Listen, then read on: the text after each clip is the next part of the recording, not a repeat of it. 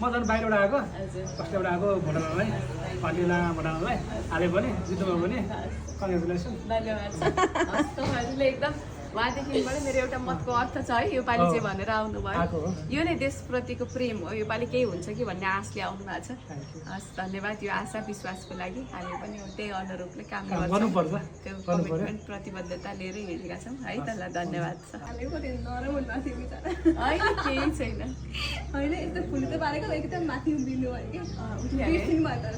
होइन के याद छ होला त्यही त एकदम आमा फुल उजाले ए हाम्रो अनलाइन भोटिङ चाहिँ हुन्छ कि हुँदैन अब करार पत्रमा छ नि भोटिङ त गर्नै पर्छ हाम्रो एकदम 100% इफोर्ट रहन्छ त्यसमा किनकि मैले जस्तै सुरुदेखि अझै नउठाएको हो म जस्तो मान्छे त फर्किनु पर्छ नि त होइन भोटिङको लागि करार पत्रमा पनि मैले देखेको थिएँ त्यो लेखेको भएर एकदम खुसी भएको थिएँ त्यो चाहिँ इम्प्लिमेन्ट हुन्छ नि एकदम इम्प्लिमेन्ट गर्नु पर्छ किनकि 100% 80-90% त राष्ट्रमै छन् विदेशमा हालसम्म चाहिँ अनि त्यही भएर त्यसलाई गऱ्यो भने पनि झन् राम्रो हुन्छ पार्टीको लागि पनि जस्तो लाग्छ मैले पनि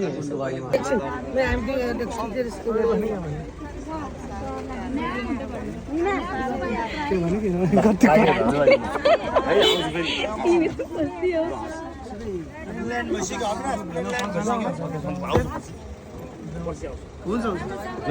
हिँड्नको लागि उनीहरूलाई सपोर्ट गर्नको लागि तर मनमा चाहिँ अब उनीहरूले बुझिसकेका थिए कि यिनीहरूले चाहिँ गलत गरेका छन् भनेर चाहिँ त्यो भएर यति भोट आएको